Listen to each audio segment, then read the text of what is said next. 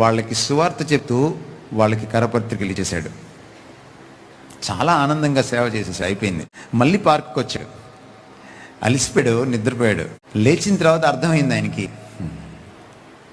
పొట్ట నకనకలాడిపోతుంది, ఆకలేస్తుంది.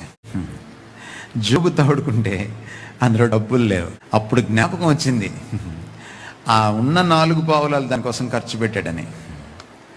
అప్పుడు దేవుడు వైపు నిష్ఠూరంగా చూశాడు, ఓ ప్రార్థన చేశాడు. నీ పనే కదా చేశాను, నిన్ను అడిగానా నేను ఈ పని చేయమని?